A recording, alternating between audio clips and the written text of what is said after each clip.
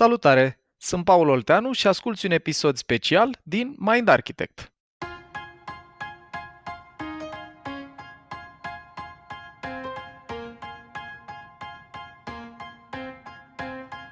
Dacă atunci când auzi cuvântul terapie te gândești la ceva tabu, acest episod din Mind Architect e special pentru că îți spune exact ce e terapia, la ce folosește ea, cum se desfășoară o ședință normală de terapie și cam cum stă echilibrul de forțe dintre tine și terapeutul tău.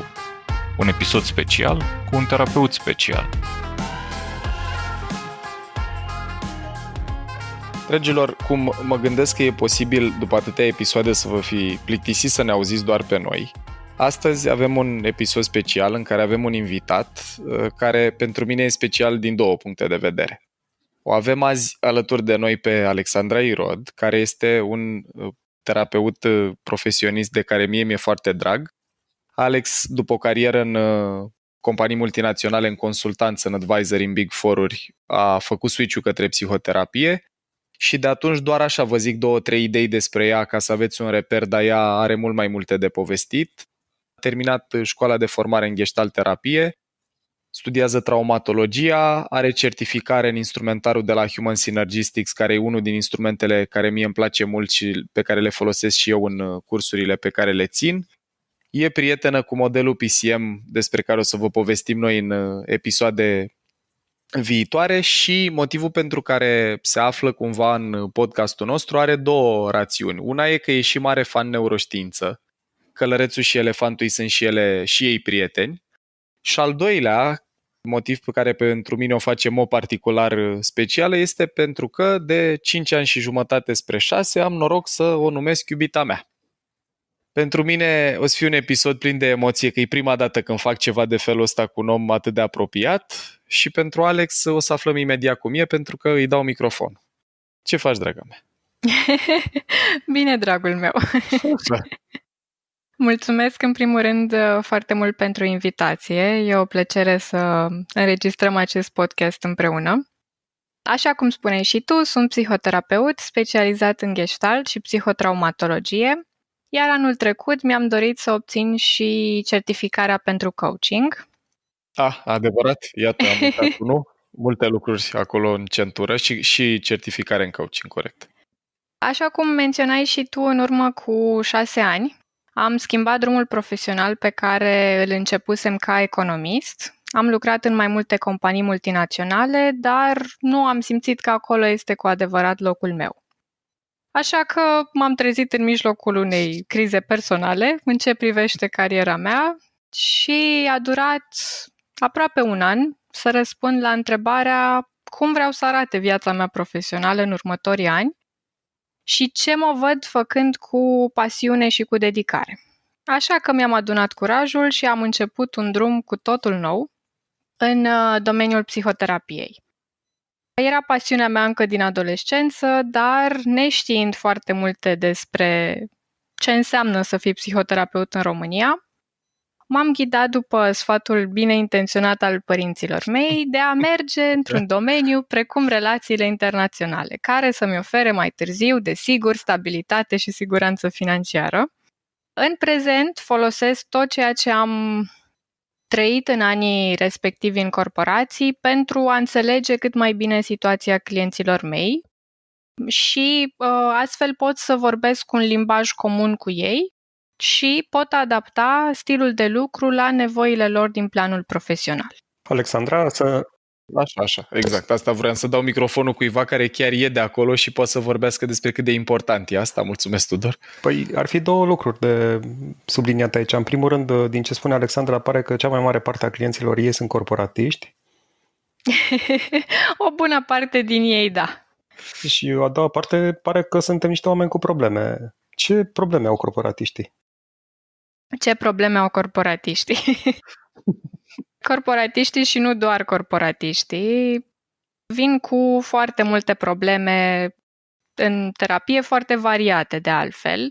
Pot să vă numesc cele mai întâlnite de mine în ședințele cu clienții mei și anume: pot să aibă schimbări de dispoziție frecvente și nu reușesc să găsească un sentiment de stabilitate și de împlinire interioară.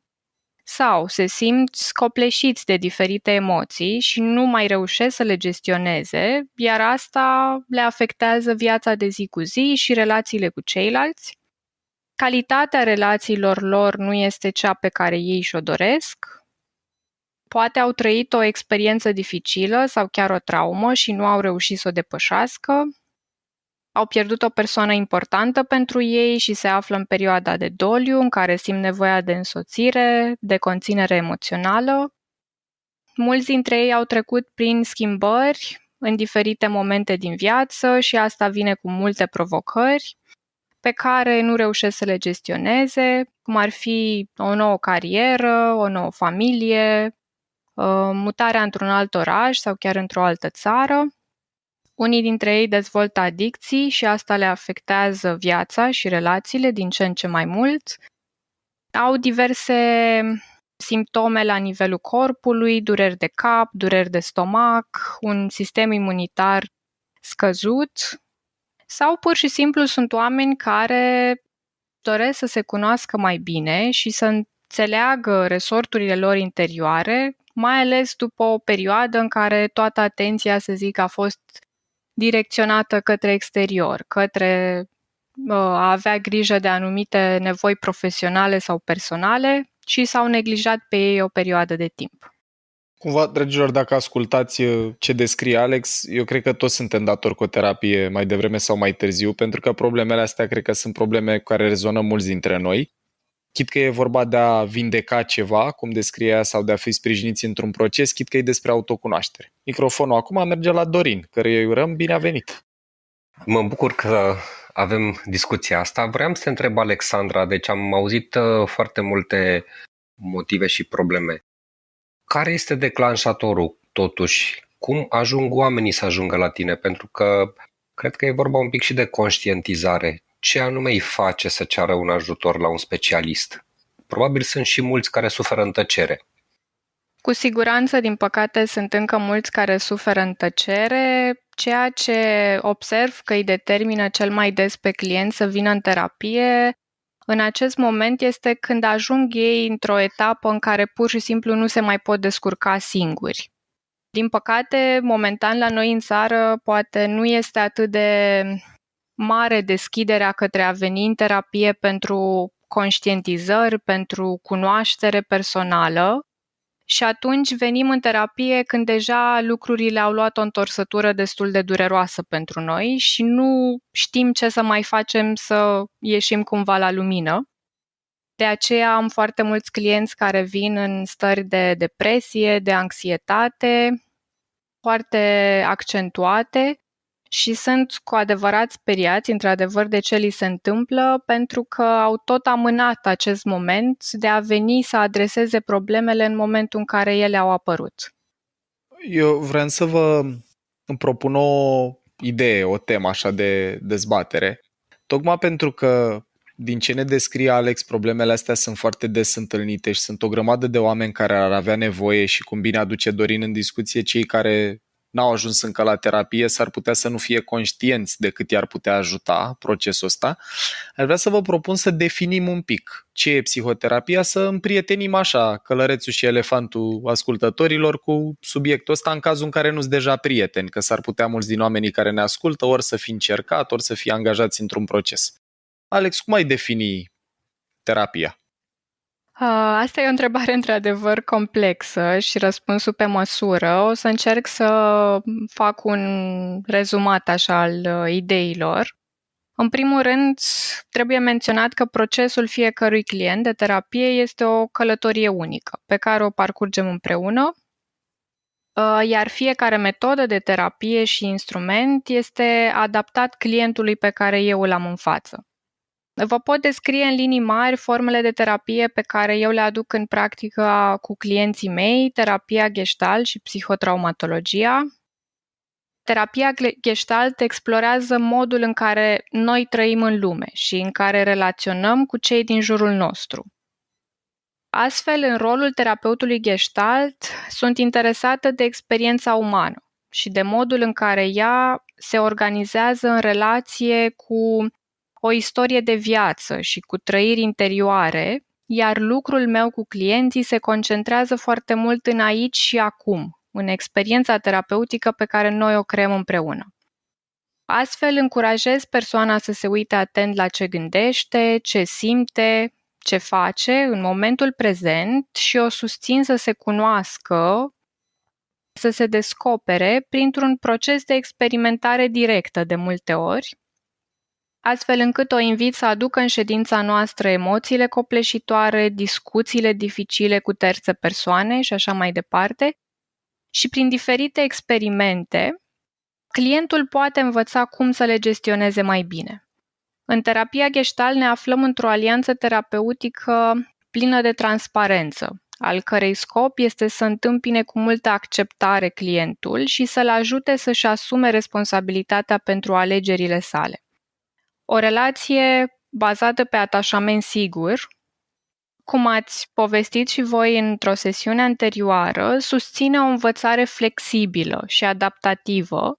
Și ca să vorbim puțin despre călăreț și elefant, călărețul nostru, într-o relație cu un atașament sigur ca fundament, funcționează mult mai eficient în a regla ceea ce trăiește elefantul nostru emoțional. Practic, în acest mediu sigur, în care există acceptare și încredere, se pot inhiba conexiunile vechi și se pot crea altele noi, astfel încât ușor, clienții reușesc să adopte noi tipare de comportament. Super. Alex, vreau să construiesc un pic pe ideea asta pe care ai adus-o tu cu călărețul și cu elefantul. Ce poate să fie foarte interesant așa ca perspectivă, eu le zic de des oamenilor la training chestia asta când întreabă, băi, dar cum e cu terapia asta și la ce mă ajută, și mă folosesc de metafora asta cu călărețul și cu elefantul. Dragilor, pentru cei care ne ascultați, o metodă simplă să vă gândiți la ce faci efectiv în terapie, mai metaforic decât a descris-o Alex, ar fi așa. Să vă gândiți că în terapie călărețul vostru, împreună cu călărețul terapeutului, caută împreună soluții, explorează strategii și așa mai departe, unul de a înțelege ce linii de cod au fost scrise în memoria aia implicită a elefantului, în mintea inconștientă, când, în copilărie se întâmplă multă programare acolo fără să vrem, și după aia, pe ce a pus Alex focus major și unde contează calitatea relației și competența călărețului terapeutului, e să îl ajute pe client să rescrie parte din circuitele astea scrise în propriul elefant. Mie îmi place mult metafora asta, Alex, sunt curios dacă rezonezi cu ea, știu că am mai folosit-o, dar dacă vrei tu să aduci vreo completare sau ceva cu drag, și după aia Tudor cred că vrea să ne zică ceva.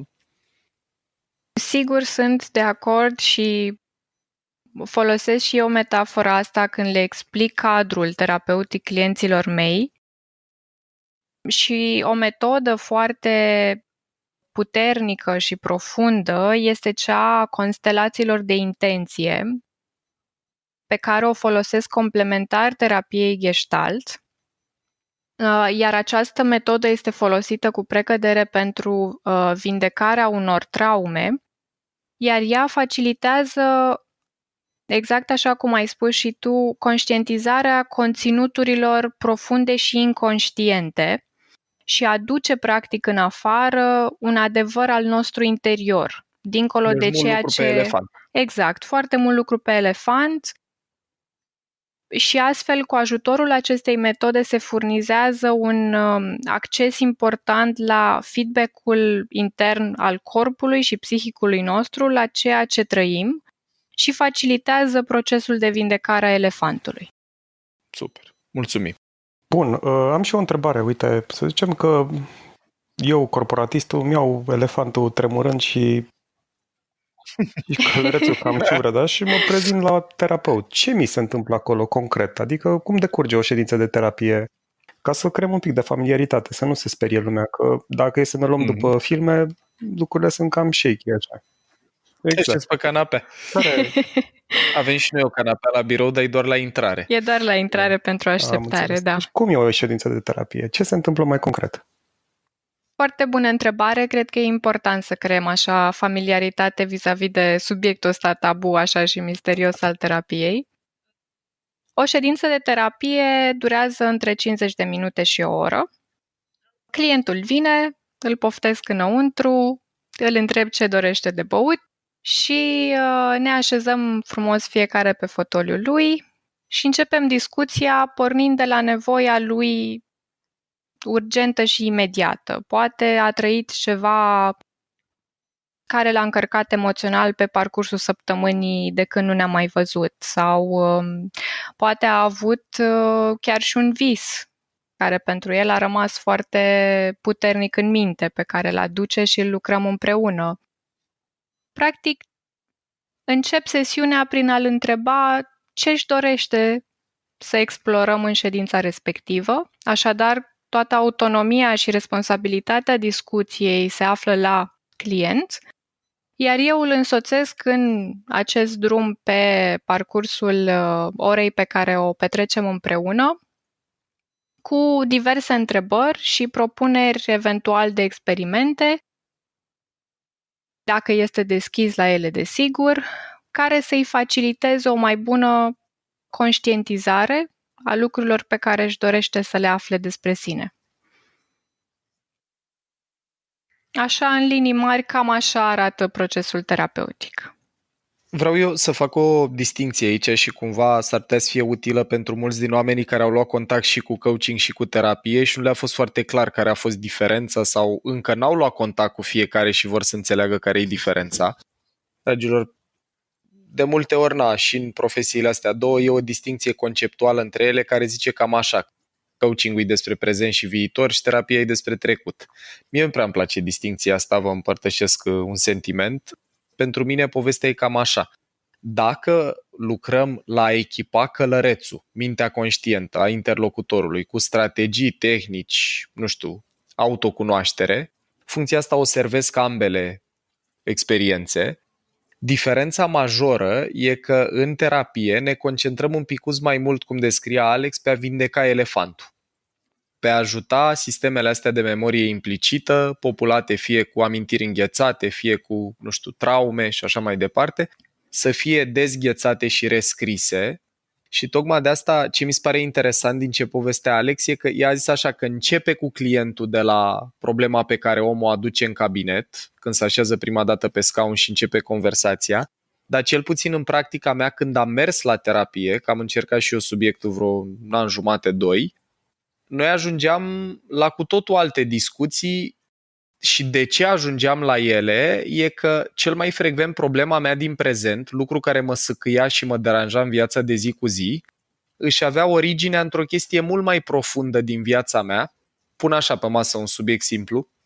Alex mi-l știe pe ăsta și e unul cumva cu care sper că am făcut cât de cât pace și eu și ea cu subiectul meu. Și anume, uite, eu de exemplu când eram copil, i-am auzit foarte mult pe ei mei vorbind despre bani și am auzit multe conflicte în jurul lor în familie. Taică-mi după 90 a pornit o firmă, după aia, a mai pornit una și avea multă preocupare legat de asta, că vin salariile, că trebuie să plătească TVA-ul, că vin, inspectorii de la ANAF, că nu știu ce. Și cumva elefantul meu, foarte atent la tata, că de figura mea importantă de atașament, a asociat tema asta financiară cu multă anxietate, mult stres, banii să fac greu, fără ca tata vreodată să-mi fi spus călăreț la călăreț chestia asta, dar doar observând interacțiunea lui cu subiectul și discuțiile pe care le mai purta și cu mama câteodată în jurul subiectului, mie mi-a instalat acolo multă anxietate în jurul temei astea, în memoria aia emoțională a elefantului. De natură că după aia în viața adultă, când eu cumva n-aveam experiențe proprii cu dificultăți financiare, am trăit o perioadă lungă de timp și mai am încă reminiscențe cu senzația asta că o să rămân fără bani, că banii oricând poate să dispară, lucru care în viața mea a dus într-o perioadă nu tocmai îndepărtată la foarte multă încărcare. Ziceam da la proiecte fără să mă gândesc de 2 ori, parte din dorința de a face bine și de a împărtăși ce știu și de a ajuta oamenii să crească, dar o parte semnificativă, dacă e să fiu sincer, venea și pe un fond de frică. Dacă nu mai merge în viitor, dacă se întâmplă ceva rău. Și asta vroiam, poate ne dai, Alex, mai multe detalii despre cum un client poate să vină cu teme diferite, dar dacă lucrați un proces suficient de amplu, suficient de multe întâlniri, multe din temele astea care se prezintă, presenting problems, ajung să ducă la niște rădăcini care cel mai frecvent sunt emoționale și au legătură cu ce s-a scris în elefant. Cum bine ai zis, motivele pentru străduințele noastre prezente rămân deseori îngropate în rețeaua memoriei inconștiente, care nu totdeauna ajunge accesibilă și memoriei conștiente, iar primii ani de viață sunt o perioadă în care creierul nostru se dezvoltă intensiv, iar experiențele timpurii, cele din copilărie, au un impact foarte mare asupra formării autostrăzilor neuronale ale copiilor. Noi ne maturizăm și dezvoltăm capacitatea de self-awareness, deci practic călărețul ajunge la maturitate, când deja am fost programați de experiențele timpurii cu emoții, percepții și credințe pe care le considerăm a fi adevărate. Cum ai zis și tu, în cazul tău există și o bază de frică care în prezent te îndeamnă să iei mai multe proiecte sau să nu poți să spui cu ușurință nu. Pentru că asta a fost programat mult mai devreme în viața ta. Și deși subiectul... Acum, doar o paranteză. Sigur. Asta vreau eu cumva să fie limpede pentru oameni, poate să fie o chestie care nu are nicio legătură cu tema care ți se prezintă cu drept dificil. Adică în memoria asta implicită a elefantului meu n-a fost plantată o credință cum că trebuie să zic da la proiecte. A fost plantată o frică de a nu avea destul sau că banii poate să dispară oricând, pe care călărețul meu a învățat în viața adultă să o satisfacă zicând da la orice. Lucru care ducea la alte probleme, gen dezechilibru între muncă și acasă, dar asta e important să le reamintim oamenilor care ne ascultă, că ce învață elefantul sunt niște chestii simpluțe, dar foarte adânci și importante, cumva, care își exercită influența puternic sub forma de stări și senzații, iar stările și senzațiile alea se pot liniști cu tot felul de strategii în viața adultă, unele sănătoase care ne ajută și altele mai puțin fericite. Și spunând da la orice, ai ajuns să faci podcastul ăsta cu noi. Da, asta este una din strategiile sănătoase pentru care vă mulțumesc și mă bucur tare mult. Deci e una din bucuriile mele că acolo am zis da, tot în impulsul ăsta cu hai să facem chestii faine, dar asta s-a dovedit a fi foarte fain. Cu mult drag. Mă gândeam să o întrebăm pe Alex, așa, de pildă, uite, eu când am mers în procesul ăsta terapeutic, dezvoltare, mai întâi hai să definim ce înseamnă evoluția unui client într-un proces terapeutic. Ce înseamnă, Alex, chestia asta pentru tine și așa, din feedback-ul clienților, cum te prinzi că sunt mai bine și cum se prind ei că sunt mai bine? În primul rând, clientul este cel care poate evalua cum simte că a avut loc transformarea sa pe parcursul procesului de terapie. Spre exemplu, el poate să împărtășească în ce fel stările sale emoționale sunt reglate în prezent față de cum reușea să o facă la începutul terapiei.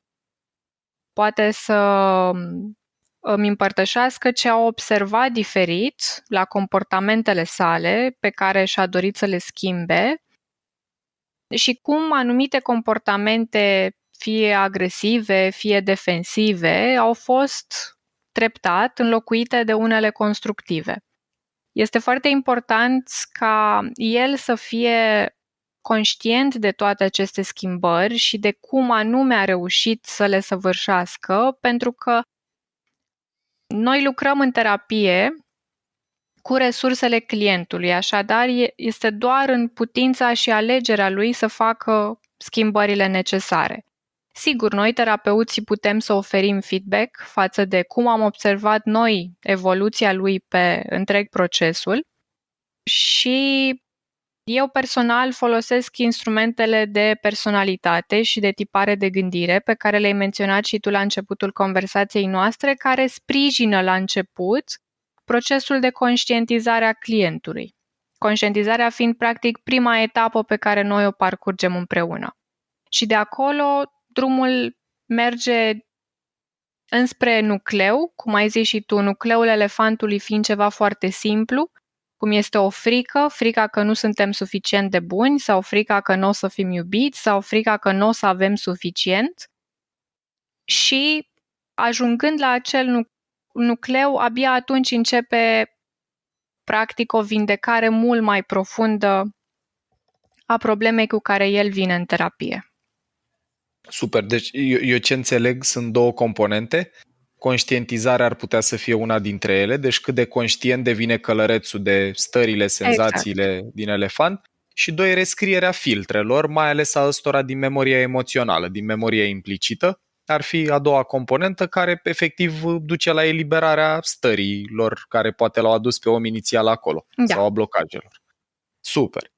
Mai vreau să aducem în discuție o temă interesantă așa din practică și anume cum că terapia e un proces mai de durată decât training-ul care are o zi, două, trei sau coaching-ul care în general se desfășoară perioada săptămâni sau luni. Procesele terapeutice poate să dureze și ani de zile și câteodată nu sunt liniare. De ce se întâmplă treaba asta? E adevărat că odată ajunși în terapie, mulți credem că recuperarea este un proces liniar, că mergem la un terapeut, ne împărtășim experiențele și apoi deodată vom fi vindecați.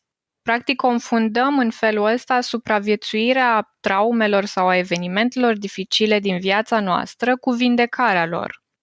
De aceea, de multe ori, poate ne frustrăm într-un proces de terapie, ne simțim blocați, putem chiar să ne simțim și mai rău, când noi venim cu așteptarea îndreptățită să ne fie din ce în ce mai bine. Practic, ultimul lucru pe care ne dorim să-l auzim este faptul că acest parcurs terapeutic va fi, de fapt, un drum șerpuit și nu unul liniar.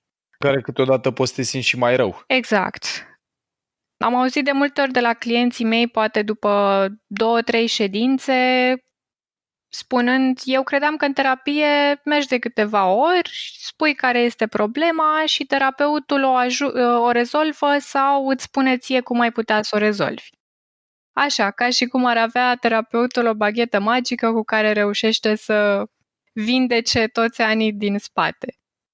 Nu aș vrea să dezamăgesc pe nimeni, însă cred că e nevoie ca oamenii să fie conștienți de faptul că terapia nu funcționează așa, pentru a-și putea calibra așteptările într-un mod realist.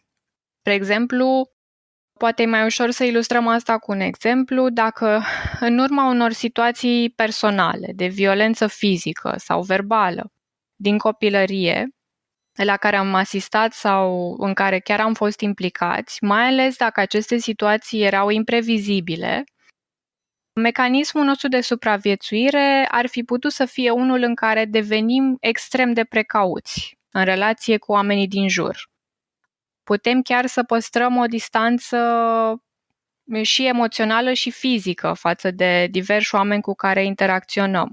Să nu avem încredere în intențiile lor și să încercăm pe cât posibil să ne bazăm doar pe noi înșine. O bună perioadă de timp, asta ne-a ajutat să ne păstrăm integritatea fizică și psihică, deci practic rolul de protecție a fost atins. Pe termen lung însă, mai târziu, în viața de adult, putem să conștientizăm că acest mecanism duce la singurătate, uneori la izolare și la credința foarte puternică că oamenii ne vor dezamăgi în cele din urmă și atunci ce rost are să creăm relații profunde și de durată în care să devenim vulnerabili. Asta mi se pare foarte fain din ce spui, într-un fel că ceva ce s-a întâmplat într-un context și a ajutat. Asta chiar e o informație foarte utilă cumva.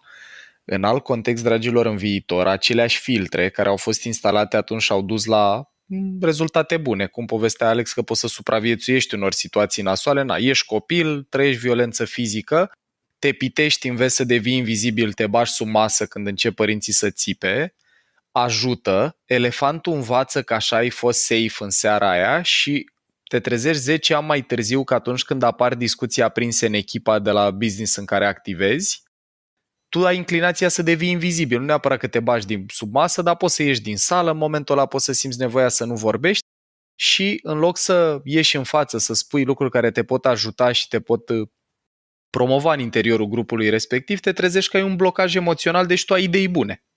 Deci e un exemplu foarte fain ăsta și e de luat în calcul că ceva ce a ajutat într-o situație în alta putea să încurce. Exact, iar cel mai probabil într-o viață de om nu ne putem descurca singuri. Dacă e să mergem pe exemplu anterior, nu ne putem descurca tot timpul singuri și chiar dacă să zicem, suntem dispuși să încercăm totuși să facem asta, va fi cu un efort supraomenesc și epuizant. Și atunci ne dăm seama că strategiile de supraviețuire nu mai au sens și nu ne ajută, ba dimpotrivă ne țin blocați la nivelul de dezvoltare a copilului de atunci, care trăia acele lucruri foarte dureroase pentru el.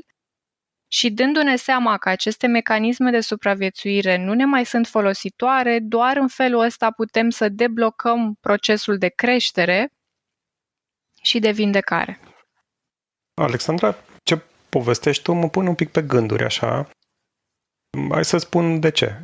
Eu fac de foarte mult timp suport, organizez echipe de suport și meseria asta de oameni care lucrează în suport e o meserie cumva destul de ciudată, în sensul că zi de zi tu nu faci nimic altceva decât să lucrezi cu problemele altora. Și ce povestești tu îmi sună un pic, îmi sună foarte familiar, adică toată ziua stai să înțelegi ce probleme au alții și cum poți să-i ajuți. De obicei oamenii când vin către echipa de suport pentru o problemă pe care o vin gata turați, sunt destul de nervoși, deci nu sunt cu elefantul liniștit.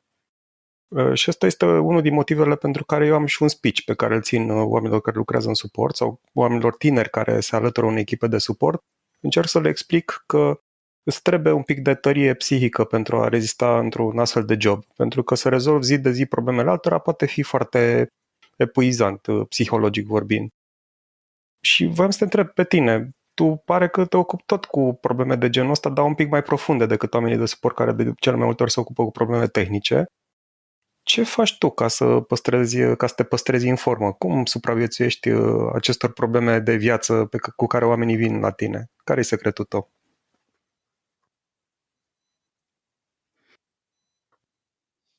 Secretul meu nu este neapărat un mister, eu însă mă aflu într-un proces de terapie personală pe care l-am început acum mai mulți ani și care este extrem de important în viața mea. Încerc să meditez când am timp, să fac exerciții de respirație, îmi place să mă plimb destul de mult pe străzi în aer liber și astfel reușesc să descarc din lucrurile care ar putea să mă... N-aș vrea să folosesc cuvântul împovărare pentru că nu e despre asta, dar la un moment dat poți să simți că ceva emoțional e prea mult și că ai nevoie să mergi să descarci lucrul respectiv și prin aceste metode, practic, eu asta încerc, să mențin sănătatea mea psihică și emoțională, ca eu, la rândul meu, să pot să fiu acolo lângă clienții mei cu toată prezența mea și mai mult decât atât, ca eu să pot susține ceea ce ei aduc în ședințele noastre, am nevoie să fiu eu însămi în contact real cu mine, cu ce simt în relație cu ei și cu ceea ce îmi povestesc, ceea ce constituie practic cea mai bună resursă într-un proces terapeutic. Din punctul meu de vedere, terapeuții au nevoie să fie conștienți de partea lor întunecată și să fie capabili să empatizeze cu numeroase dorințe și dureri ale oamenilor pe care îi iau în față zi de zi. Și fiind eu însă în rolul de client, am ocazia nu numai să devin eu însă conștientă de vulnerabilitățile și rănile mele, pe care este important să le vindec pentru că altfel există riscul să le aduc în relație cu clienții mei și nu-mi doresc asta, dar în același timp pot să devin și eu conștientă de resursele și punctele mele forte și de cum pot să le fiu în sprijin mai bun clienților mei. Eu am o propunere, dar înainte Dorin are un gând. Da, nu, poți să zici, Paul, că vreau să sar un pic la alt subiect, dar dacă e legat... Da. Te rog, nu, că și al meu era diferit. Eu vreau să o întreb pe Alexandra pentru că și din jobul meu, dar și din ascultătorii care îi avem și sunt destul de mulți din mediul ăsta corporate, sunt manageri sau lideri printre ei și în toate trainingurile astea corporatiste de management mi se spune cum putem să ne ajutăm oamenii. La un moment dat ar trebui să fim atenți la niște semnale, la niște semne, cumva să ne dea semnalul că e nevoie de altceva.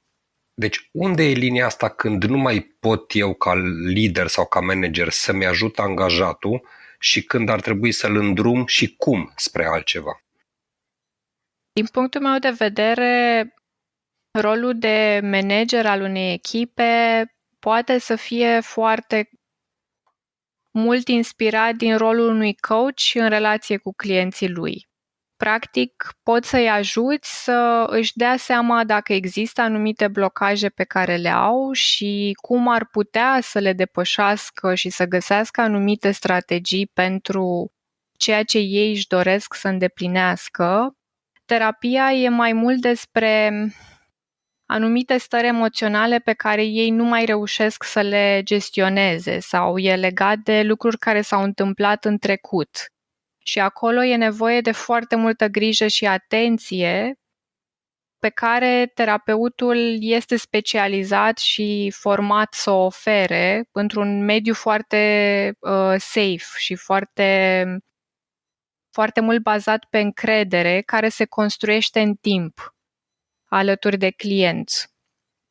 Și de aceea aș simți nevoia să fac distincția aceasta între a fi alături de angajații tăi într-un fel de coach și a-i ajuta să-și dea seama ce pot ei să facă pentru a fi mai bine în viitor, dar dacă managerul respectiv își dă seama că problemele actuale ale angajatului au rădăcinile în spate, atunci recomandarea mea ar fi să îl încurajeze să caute un suport specializat în terapie.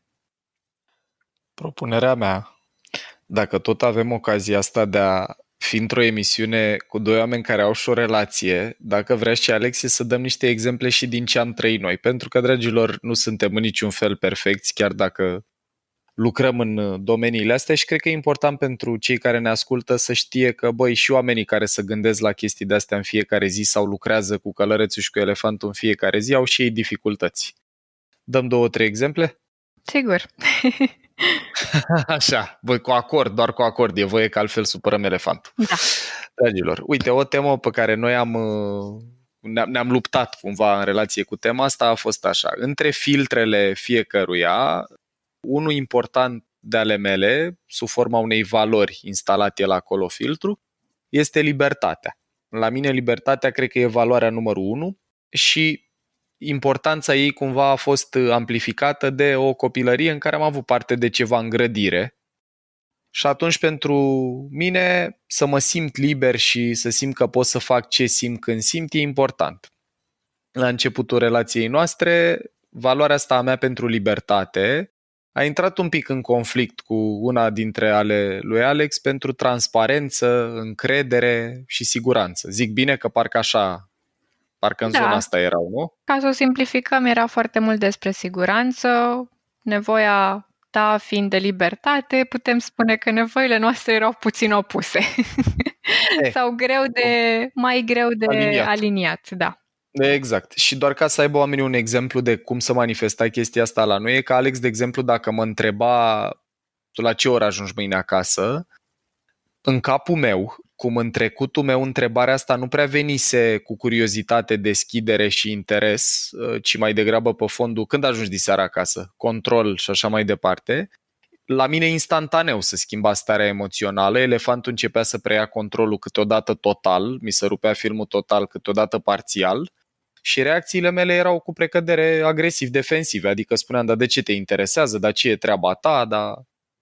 Ce mi s-a părut mie util, mă rog, dincolo de faptul că Alex a rezistat cu mine în procesul ăsta și uite, și asta e o chestie interesantă care merită spusă. Eu în diferența asta de filtre dintre noi, de nevoi, eu am simțit la un moment dat nevoia să vorbesc cu un terapeut pentru că mie mi se părea că nevoile mele sunt legitime și era firesc, deturnat emoțional fiind. Și când le auzeam pe ale lui Alex puse calm, atât de către ea cât și de către mine, și ale ei mi se păreau că au sens și am simțit nevoia să lucrez cu cineva, să încerc să văd, băi, cum pot eu să satisfac nevoia ei de siguranță fără să simt că îmi pierd libertatea. Și pentru mine cumva sunt tare curios cum a fost și pentru tine, Alex, dar pentru mine a fost foarte important să înțeleg că nevoile sunt legitime, strategiile sunt discutabile. Că la mine strategia prin care mă obțineam libertatea, având și o înclinație așa ușor către un stil evitant de atașament, sigur cu evitant, când se strângea lațul, în percepția mea, când simțeam că se strânge lațul, era să zic, băi, nu-ți convine, asta e ușa, eu n-am nevoie să demonstrez nimic nimănui. Poți să povestești tu cum simțeai astea sau care a fost percepția ta.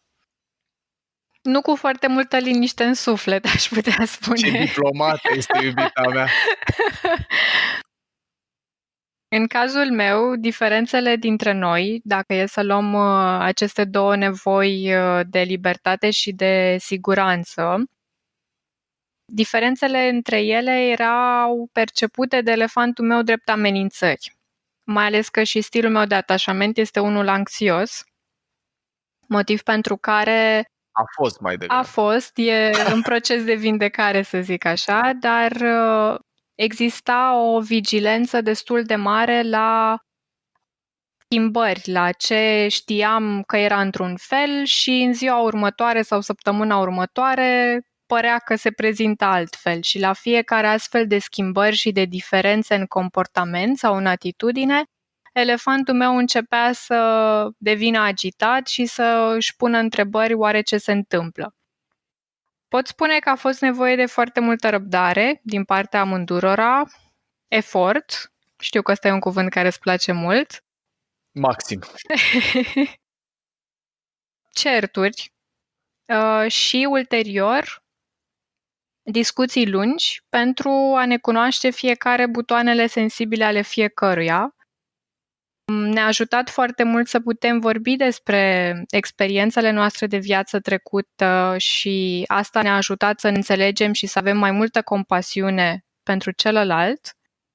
Vreau să dau un exemplu, dacă pot. Te rog.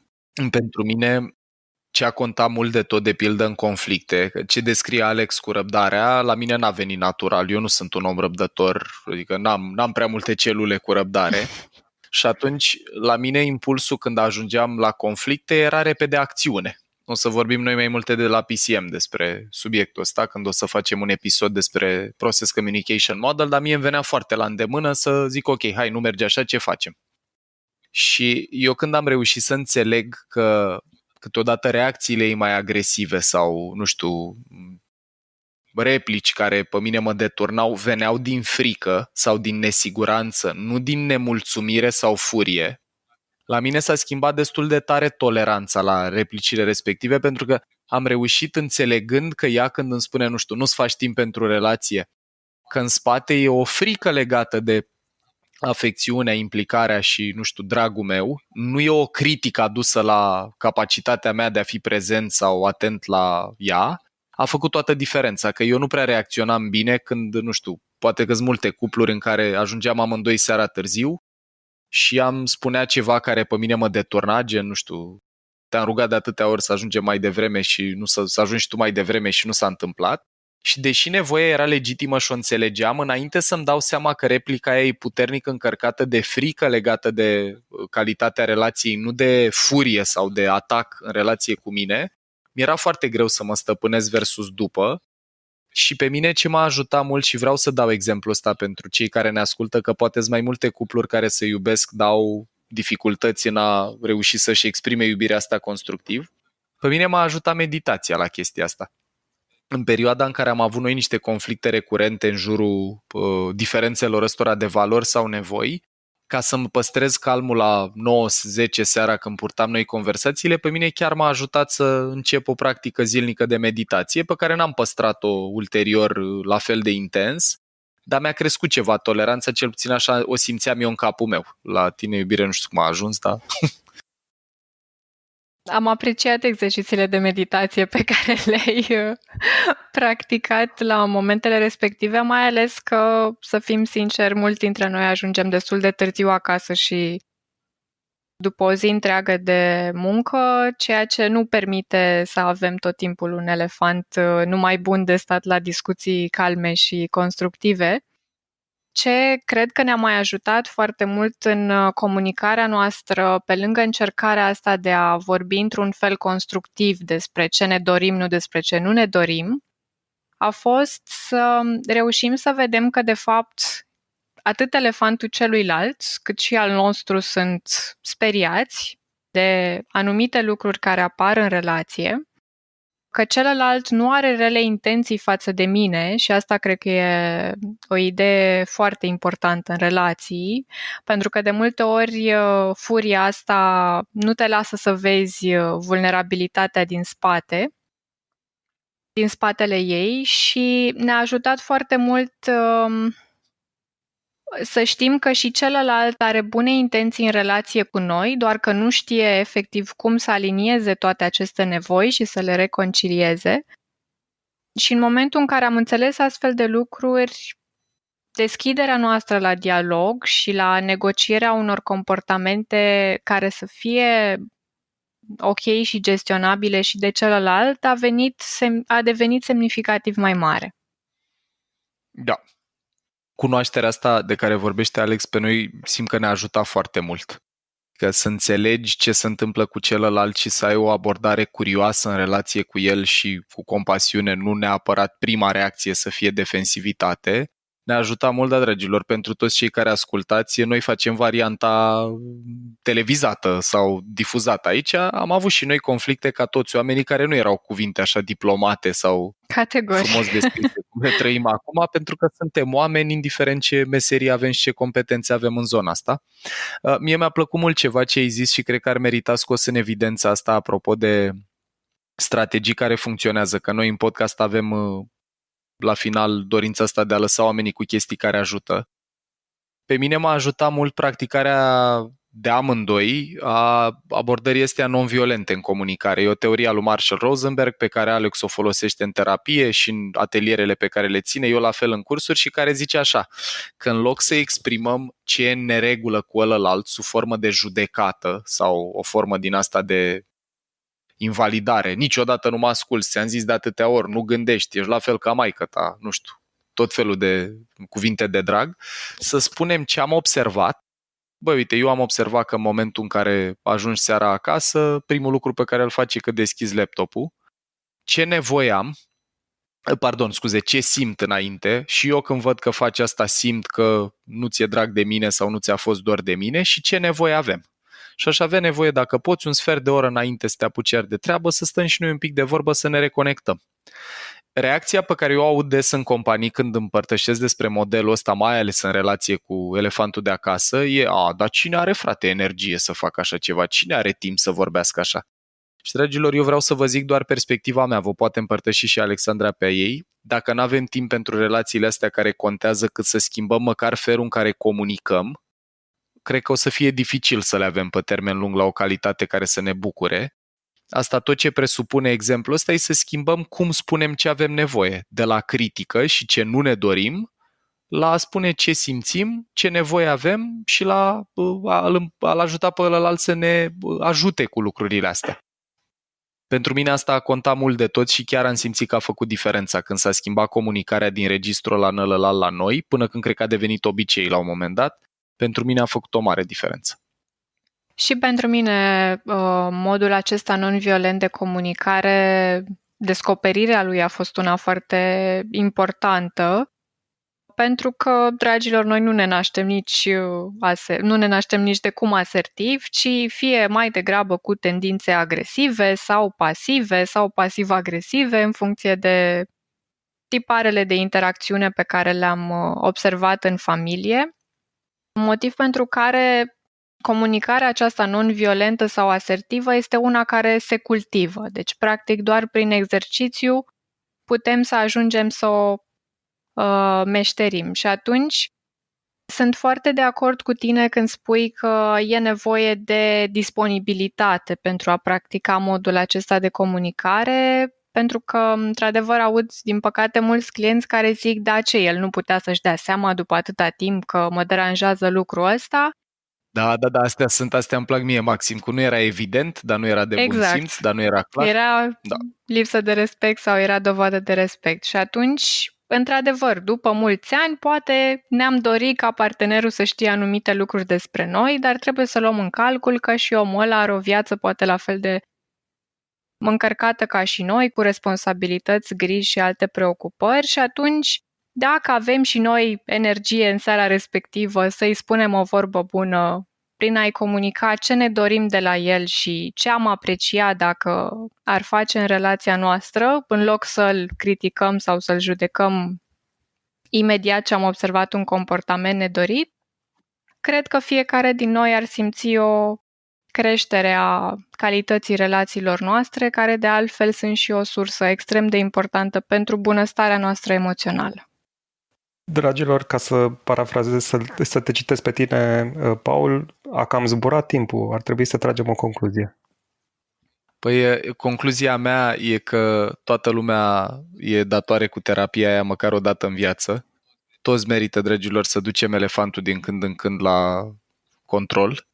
Și deși el reacționează, elefantul nostru drăguțul, mai mult la negativ decât la pozitiv, adică șansele să ajungem la terapie, vorba lui Alex, sunt mai mari când ne e rău decât când ne e bine, eu cred că pentru ascultătorii noștri poate să fie o invitație frumoasă la asta și cum Alex nu o să se promoveze niciodată singură, că nu-i stă în caracter, dacă vreți să lucrați cu ea un proces descris de noi în ce am povestit în episodul ăsta, o găsiți pe alexandrairod.ro și de la anul o găsiți pe alexandraolteanu.ro. Glumesc. Adică nu glumesc, e și domeniul ăla cumpărat de mult timp, dar pe oricare din ele o găsiți și m-aș bucura să încercați procesul ăsta, fie cu Alex, fie cu cine simțiți voi, dar să-l încercați.